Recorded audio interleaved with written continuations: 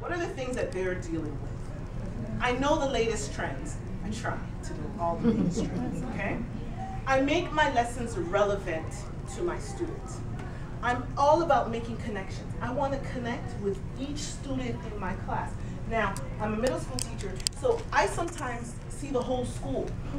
I can see, and I'm a librarian, for those who aren't here.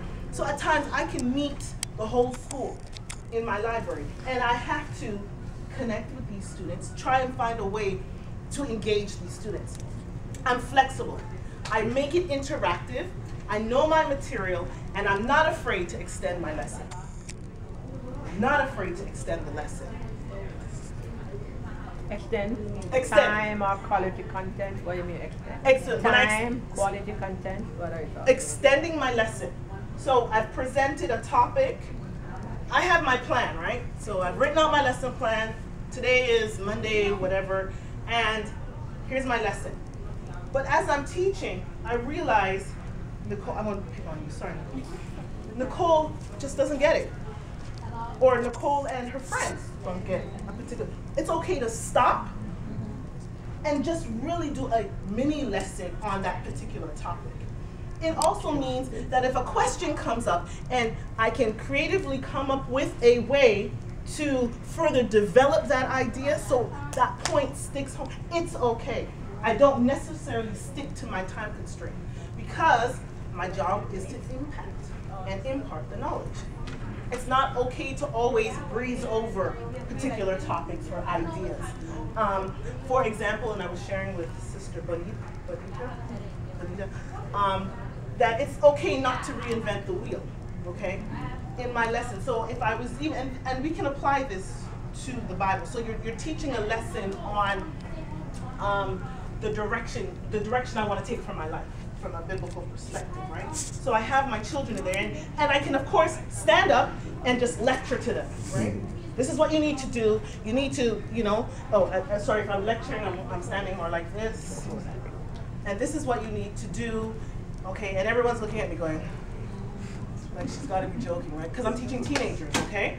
So it's like she's got to be joking, and they're thinking about, you know, what they watched on TV last night and tomorrow's homework, and you know, their minds are everywhere but what I'm trying to teach them. Not that what I'm teaching them is a bad thing, but how I'm presenting it to them. Right. So as I said to Sister Benita, so now I'm going to take these Post-it notes, right? And I'm going to say to the children, okay, everyone get up, let's move the chairs, clear the way. I want you to do a roadmap using Post-it notes. So now they've got to get down, and I know they're in their Sunday best, but it's okay. And they start putting things on the floor, and maybe they have some squiggles, because it's a mapping. Now you understand I'm taking skills that they already know in school. They know how to make a map. They know how to follow directions, so left, right, whatever. And then I'm going to say to them, on each Post-it note, write a goal that's going to get you to the end. So they've made it all the way around up to here.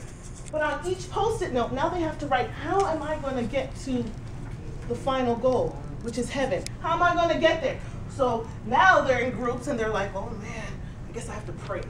So they're going to write pray and fast or whatever it is, whatever they decide to get to the end goal. Then I'm going to say, find me a scripture that ties in with that. So now it's no longer me. Now you need to pray and you need to read your Bible. I heard this last night, Mom told me. You know, now it's them taking responsibility for their learning.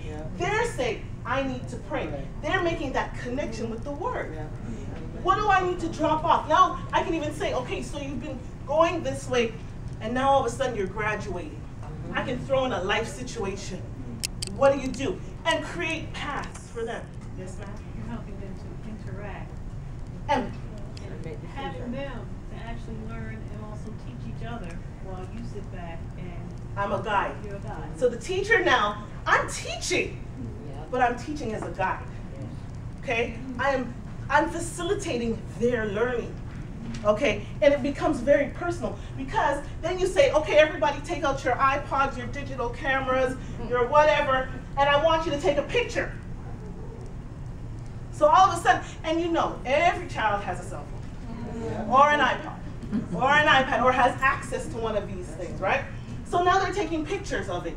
And then you say, okay, I want you to put it on your Facebook, And I want you to use it and tell your friends about it. Put it on your Facebook, because they all have Facebook. I want you to tweet about it. This week, you tweet about number 1, number 2, and you attach yourself to their Twitter accounts. So you can see what they're doing. You're like the Twitter police, but they really don't know, because they think it's a part of what they're doing. So now already I've engaged my student using different technology and media. Now, so you say, okay, that's great for the teens, right? Well, what happens to the, I don't want to say the older generation. No, I'm not saying it. Mature. But the more seasoned Christians, right? What do we say about the seasoned? Well, they must be like, they're like, I'm not getting down to do that. So now you want them to participate. Well, most of them watch the news, right? Yeah. So you're teaching a lesson about the Good Samaritan. Okay, so this week, when you're watching the news, I want you to find a story about a Good Samaritan. Or they read the newspaper. Or they talk to people in their community. Or you want them to be a Good Samaritan this week. And they have to come back and tell you about it. It's no longer just me talking about being a Good Samaritan. It's now them being a Good Samaritan.